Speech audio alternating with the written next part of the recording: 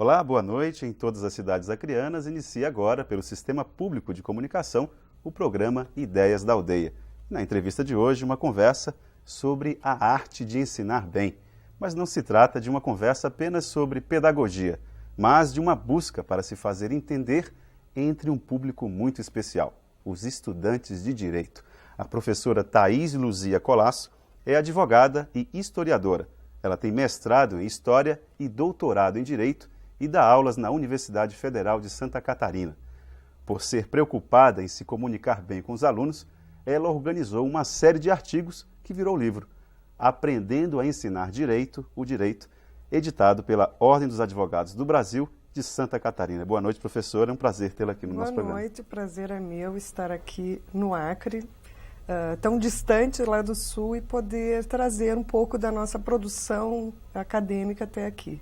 Professora, a senhora está no Acre em função de um curso de mestrado que é feito em convênio entre a Universidade Federal do Acre e a Universidade Federal de Santa Catarina. É isso? Exatamente. Eu estou aqui, agora é a segunda etapa da minha disciplina. Eu estive o mês passado, agora esse mês também, essa semana. E a disciplina que eu trabalho no mestrado, propriamente dita, é Fundamentos e Metodologia do Ensino do Direito. É a mesma disciplina que eu trabalho também no mestrado da Federal mesmo de Santa Catarina, local. Né? Pelo título do livro, professora, a senhora se coloca numa posição de que também está aprendendo. Sim. É difícil para um professor universitário se colocar nessa situação? É difícil, mas eu acho que essa mentalidade tem que mudar. Por quê?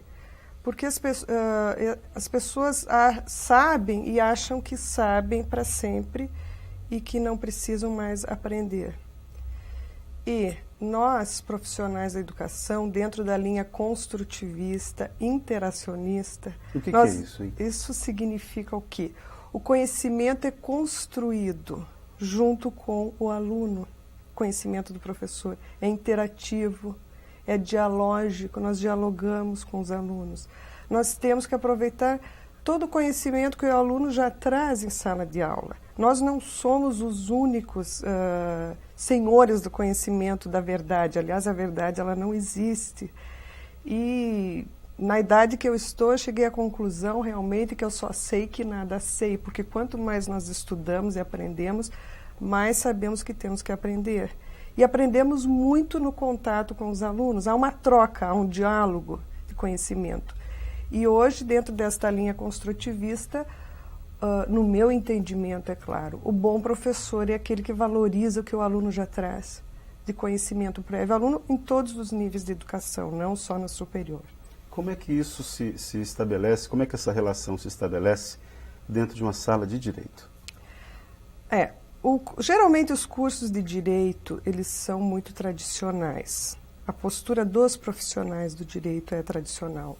E a minha missão, vamos dizer assim, é quebrar esse mito do tradicional, do conservador. O próprio aluno, quando chega numa sala de aula, ele já espera uma autoridade do conhecimento, uma autoridade de uma profissão jurídica fora da universidade.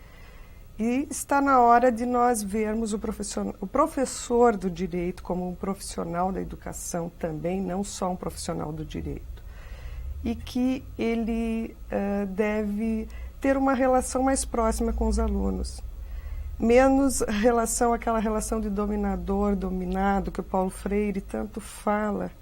Quer dizer, o professor é uma autoridade intocável, é o dono da verdade e o aluno não sabe nada, ele espera pronto conhecimento.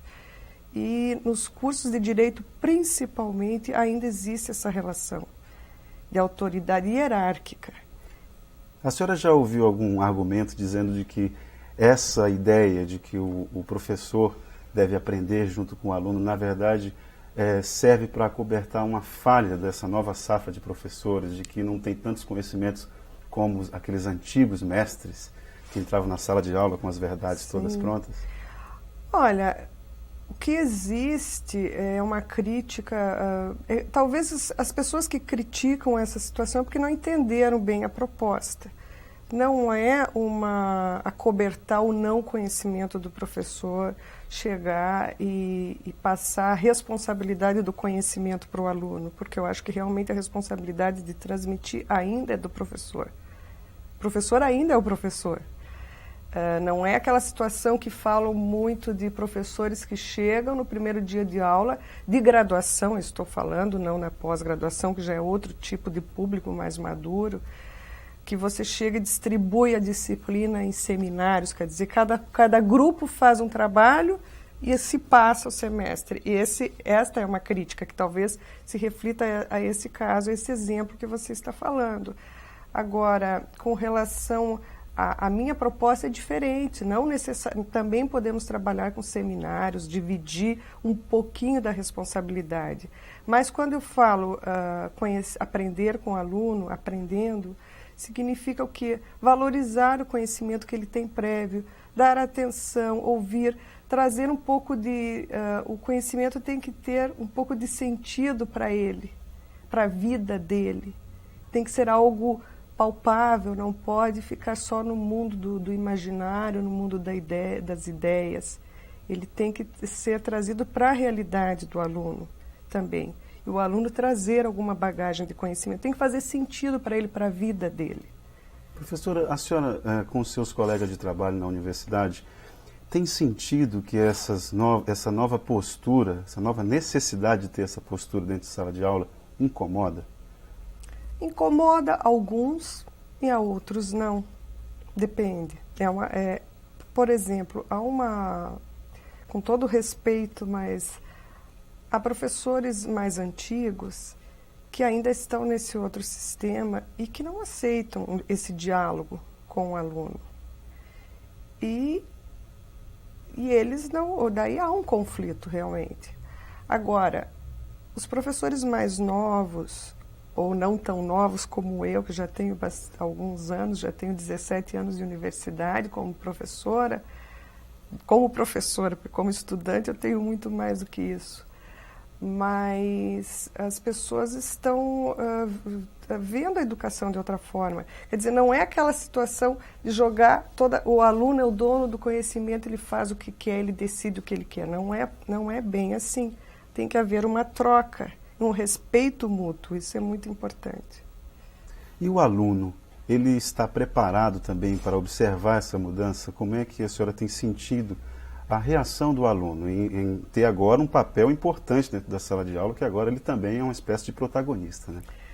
Aí também é um problema, porque principalmente os alunos de direito. Por quê? Porque as profissões de direito, todas as profissões jurídicas, elas estão muito ligadas ao poder. Poder político, poder de decidir e até poder econômico. Então, muitos alunos já chegam na instituição, no primeiro ano do curso, já se imaginando como um futuro desembargador, promotor, qualquer coisa assim. Então, o que eles querem? A reprodução desse sistema do poder. Então, nós temos que trabalhar com os alunos já do primeiro ano, da primeira fase, do primeiro semestre. Essa mudança de mentalidade. E mostrar a importância para o trabalho que nós temos como profissionais do direito, também a importância nossa com a sociedade. Não simplesmente de reproduzir esse sistema de poder, mas sim tentar ajudar, fazer alguma coisa de bom, de novo, com relação à sociedade. O estudante também, ele fica muito limitado, o estudante de direito, né?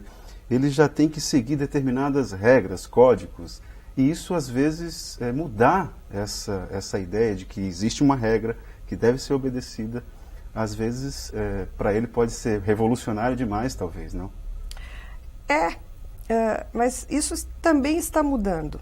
Eu posso falar da minha experiência pessoal, profissional e como estudante. Como eu também eu trabalho em dentro de uma visão interdisciplinar, porque eu sou historiadora também, tenho graduação em Direito e História, e é totalmente diferente a postura de um aluno da história com o aluno do direito. Qual é a diferença? O historiador, ele é bem mais crítico, ele questiona, ele quer mudar, ele quer transformar. O aluno de direito já quer continuar tudo como está. Isso eu estou falando, a regra, existem exceções. E está no momento de trazermos essa mudança para o aluno do direito. Que ele pode, com um diploma na mão de direito, ele pode ter o poder, mas para mudar muita coisa, para melhorar. E não para continuar reproduzindo essa situação que nós vivemos nesse país. Inclusive, o aspecto da mudança é um aspecto de demonstração de poder também, né? Mas é um poder até revolucionário, mas é um poder em benefício da maioria, eu vejo, e não em benefício de poucos. E o direito hoje, a senhora acredita que ele passa também por um momento de crise, não só em relação à metodologia que é aplicada dentro da sala de aula, mas o direito em si? Ele também passa por uma série de crises? A internet trouxe um novo momento para o direito, as novas relações sociais que se estabelecem atualmente também trouxeram crises para o direito? É um momento que nós estamos vivendo de transição, não só para o direito, para qualquer área do conhecimento. É muita informação, há um choque até vamos dizer, de gerações entre professores e alunos. Aí eu estou falando da sociedade como um todo, de uma forma mais ampla, não só do aluno de direito. E os alunos já vêm com outros valores de casa.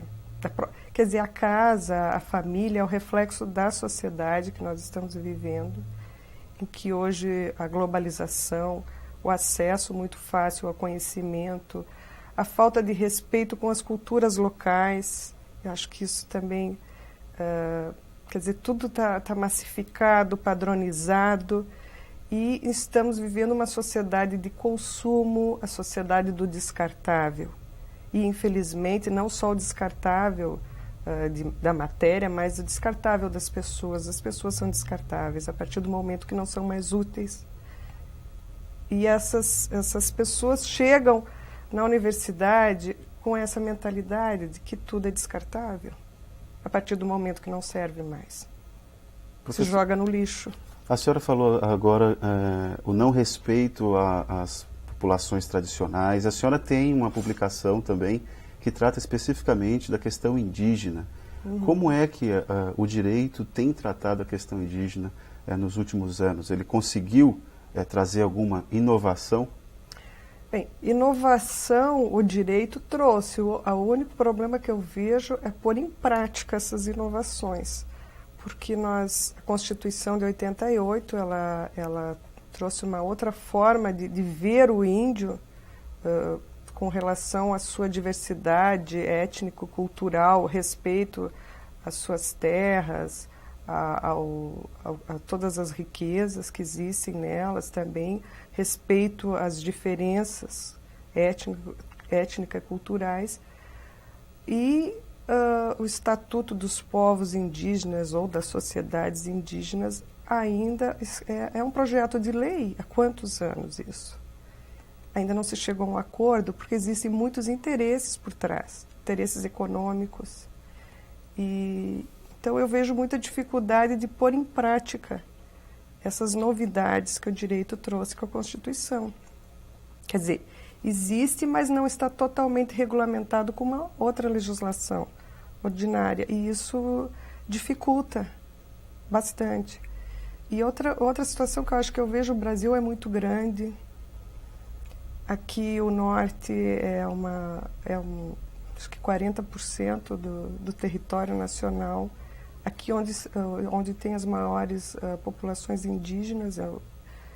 E acontece muita coisa que não se tem como fiscalizar, apesar da FUNAI, mas eu entendo que é difícil você estar monitorando tudo que está acontecendo. Então, a lei existe no papel, mas na prática ela não está sendo cumprida como deveria. Isso é o que eu penso. Professora, nós vamos fazer um breve intervalo e voltamos em instantes. Uhum. O Ideias da Aldeia volta após o intervalo.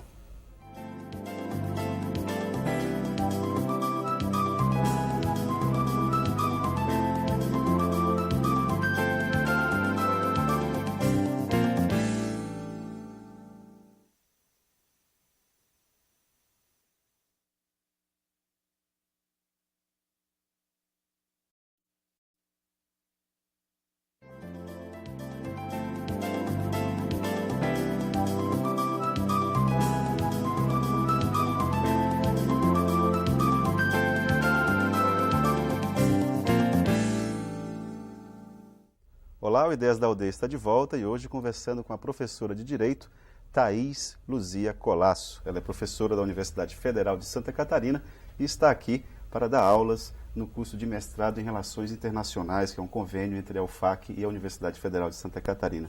Professor, eu tenho aqui em minhas mãos, falamos tanto desse livro no primeiro bloco, e agora vamos apresentar o livro Aprendendo a Ensinar Direito, o Direito. Professora, produzir um livro como esse, quais foram os desafios que a senhora e os seus companheiros, a senhora foi organizadora desse livro, né? Por que a Universidade de Santa Catarina entendeu que era importante uma publicação como essa? Que o Acre, aliás, é bom que se diga, o Acre, é no Acre que a senhora lança o livro, não é isso? Exatamente. Esse livro, quinta-feira santa, que foi a semana passada, a editora me entregou porque eu fiz uma pressão para eles entregarem em tempo de eu chegar aqui e lançar. Então, de primeira mão está sendo lançado aqui. Quando vai ser o lançamento? Será amanhã, quarta-feira, dia 19, no auditório do Ministério Público, a partir das 19 horas.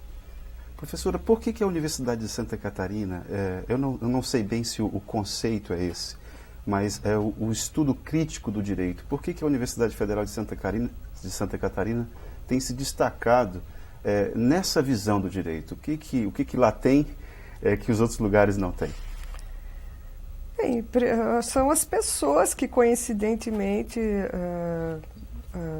pessoas de vários lugares do país, é claro que a maioria é catarinense, temos muitos colegas do Rio Grande do Sul, de São Paulo também, e que começaram, algumas pessoas, inclusive o professor Luiz Alberto Vará, é um professor argentino, foi o que começou a agitar alguns anos atrás, na década de 80, eu já digo agitar, trazer inovações no sentido de um direito mais crítico, e outras pessoas, outras personalidades de renome mundial fazem parte do nosso corpo docente, e por coincidência temos essa linha que realmente ela é muito conhecida e respeitada no Brasil todo, desse caráter crítico do direito, inclusive no meu caso aqui caráter crítico do ensino do direito, né? Professora, titulação, a pessoa ter mestrado, ter doutorado, como é que isso se estabelece em sala de aula, a necessidade de ter uma titulação, quando às vezes nós sabemos que tem muitos professores que têm bons currículos, são pós-doutores, mas não conseguem estabelecer uma comunicação com o aluno? Especificamente no ensino do direito, como é que isso pode ser melhorado? Bem, o que eu posso dizer é o seguinte, de uns tempos para cá, de uns anos para cá, nos nossos cursos de mestrado é obrigatório ter essa disciplina de fundamentos e metodologia do ensino do direito. Cursos de especialização também temos metodologia do ensino do direito. Aí nós obrigatoriamente fazemos com que as pessoas parem um pouco e reflitam sobre a docência do ensino superior nos cursos de direito. O que não ocorre em todo o curso de mestrado, porque não existe uma legislação obrigando esse tipo de capacitação pedagógica. Então, de um tempo para cá, eu vejo que os mestres e os doutores que passaram por essa disciplina, não necessariamente por mim, mas eu estou falando da disciplina de uma forma impessoal, eles já chegam com uma visão crítica, diferenciada, e pensando no que realmente o professor é um profissional. E para isso ele precisa ser capacitado como qualquer profissão, o que não vinha sendo feito. Mas a maioria dos lugares do Brasil e do mundo até, não só no direito, não existe nenhuma preocupação com a formação do professor. Então, tem muitos professores, mestres, doutores, pós-doutores, que conhecem muito bem, teoricamente, a matéria, a disciplina, mas não sabem repassar para os alunos. E não têm essa noção dialógica, de aproveitar o que o aluno já tem de conhecimento anterior. Isso aí não é nenhuma novidade, o próprio Paulo Freire, o nosso querido Paulo Freire, já trabalhava essas questões que pode ser trazida para o ensino superior. Então, o que eu observo é que agora alguma coisa está mudando, mas é claro que não é total, porque não existe nenhuma lei que obrigue o professor a ter uma formação profissional como professor. Professora, e as universidades privadas? Como é que a senhora avalia a atuação do Ministério da Educação em fiscalizar essa questão da qualidade do ensino do direito nas universidades privadas que se espalharam pelo país nos últimos anos? A senhora acredita que essa relação de diálogo entre aluno e professor nas universidades privadas ela possa ser mais dinâmica do que nas universidades federais, ou isso independe? Olha, com relação às universidades, aí são duas questões, pelo menos que você me fez. Vou começar pela última. A questão se existe diferença entre as privadas e as públicas nessa relação aluno-professor.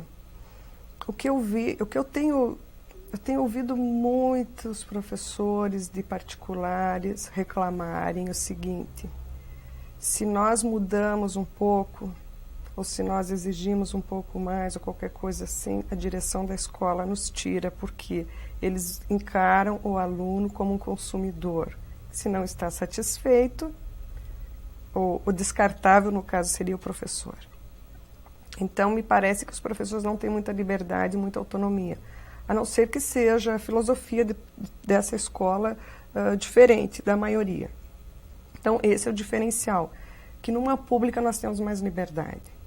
A partir do momento que temos a nossa estabilidade, ninguém pode nos tirar, a não ser por um processo administrativo, mas aí é bem mais complexo. Ainda mais por um motivo nesse, exigir aquilo. Sim, exigir ou trazer uma metodologia diferente da maioria, e que no começo os alunos têm resistência, mas depois acabam gostando e veem que é mais produtivo.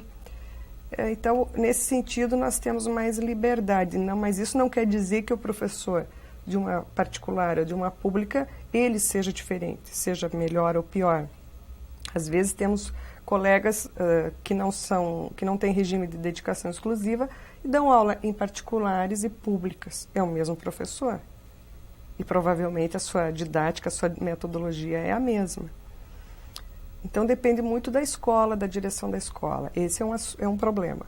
Agora a questão do MEC, né, da exigência da capacitação dos professores ou da fiscalização dos cursos. Eu vejo que, apesar de que não tem um efeito a curto prazo, mas a médio prazo, a fiscalização ela ajuda bastante. O INEP, por exemplo, que inclusive eu sou avaliadora dos cursos de Direito no Brasil pelo INEP. O que é o INEP? É um órgão do MEC que ajuda a fiscalizar, e no caso dos cursos de graduação, nós fazemos o reconhecimento do curso. De 4 em 4 anos o curso passa por uma avaliação. E isso é muito importante porque mexe com a escola. São vários itens que nós avaliamos, desde a parte do projeto pedagógico, que tem que estar de acordo com as diretrizes curriculares nacionais.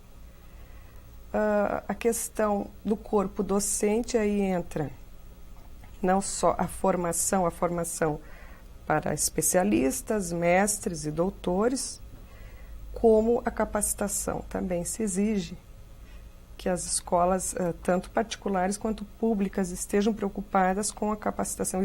As escolas ganham ponto com isso. E tem a questão das instalações físicas, que aí vai desde salas de aula, banheiros, as bibliotecas, principalmente as bibliotecas. Então, quando a gente chega numa escola, numa particular, às vezes se observa que um mês antes eles fizeram uma reforma e compraram muitos livros, que isso é muito importante, que a universidade sem livros não existe. Então, tem uma mexida. É claro que se sabe que a questão da higiene, que também é um item que nós avaliamos, no dia, uma semana antes, a limpeza fica bem melhor, né, do que nos dias normais. Mas tudo isso dá para perceber com reuniões com alunos, com professores, com o corpo técnico da universidade ou da faculdade. Tem que perceber tudo isso que é feito só naquele momento para receber a comissão, mas que há uma melhora, há. Professora, as faculdades de ciências humanas, e aí se inclui o direito, elas eram conhecidas antigamente como as faculdades de cuspigis, né? Era o professor falando e o aluno lendo, escrevendo na lousa e parava por aí, talvez, todos os recursos pedagógicos e didáticos. Hoje, uma boa faculdade de direito, o que é que ela tem que ter?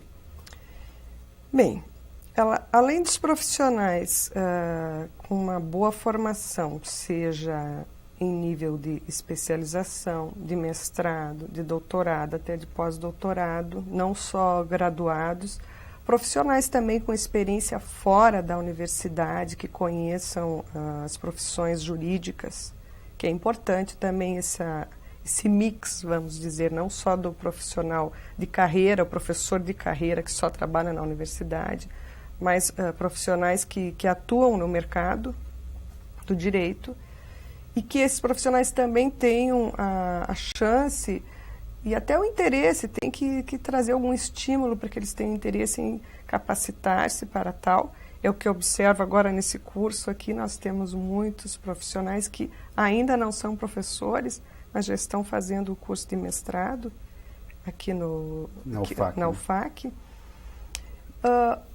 Então, são os recursos humanos, eu penso que é o primeiro ponto. É não pegar simplesmente encher de professores que são recém-formados ou formados, mas que veem o ensino como bico, como uma atividade secundária, o ensino superior.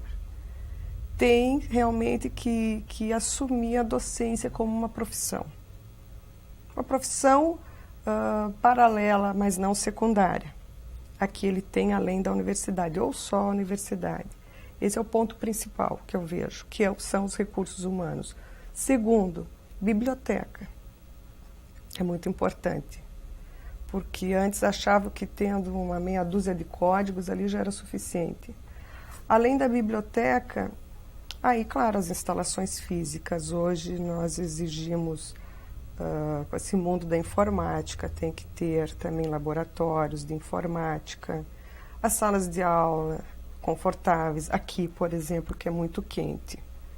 Deveriam todas as salas de aula ter ar-condicionado, porque o aluno no calor insuportável fica até difícil de prestar atenção na aula. Só ventilador, talvez não dê conta, o barulho do ventilador até atrapalha. Então, são situações que nós temos que ver a infraestrutura física e o projeto pedagógico, que é muito importante. Porque não adianta ter tudo isso em cima de um currículo antigo que não procura trazer nenhuma inovação.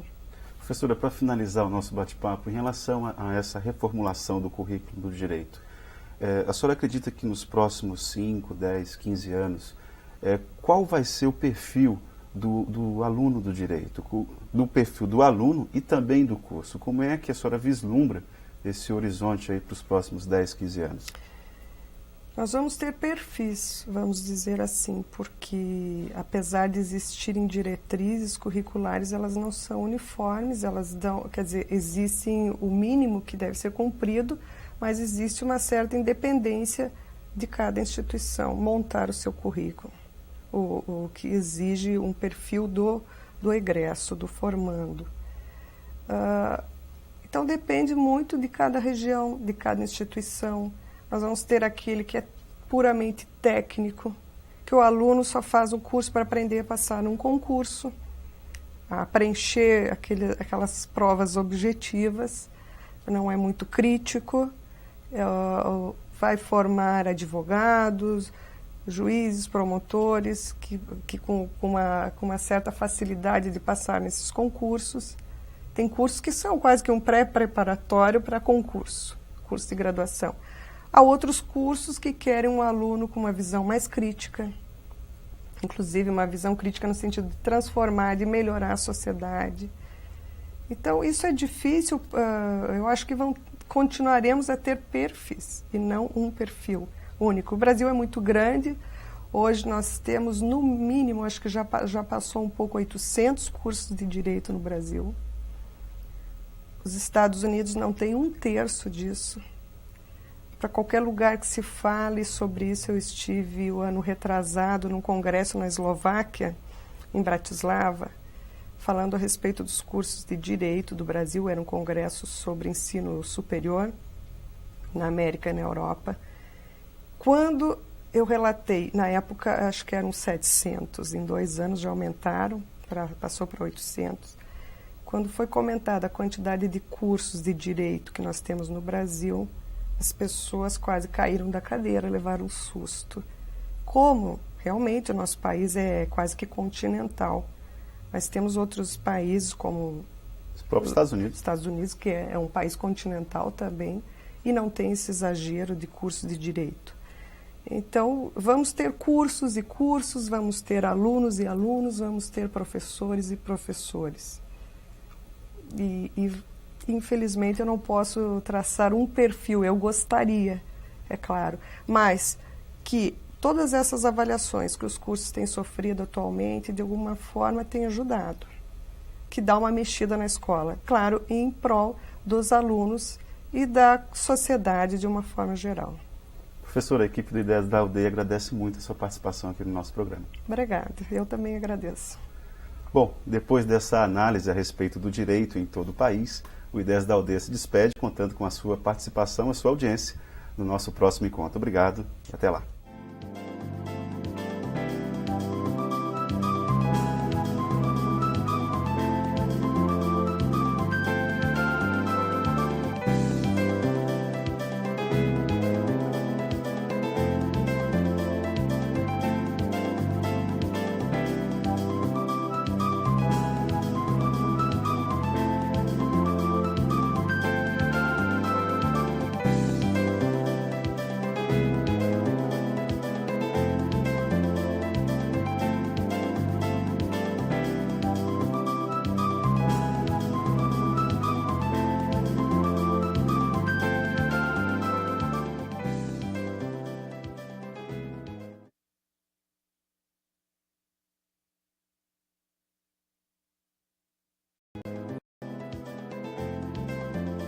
Olá, no Ideias da Aldeia de hoje, uma conversa importante sobre o ensino do direito. Nós vamos conversar com a professora Thaís Luzia Colasso, ela que é professora doutora da Universidade Federal de Santa Catarina e vem nos ensinar como nos comportar bem como professores e como alunos de direito. Então hoje, às 10 da noite, aqui no Ideias da Aldeia.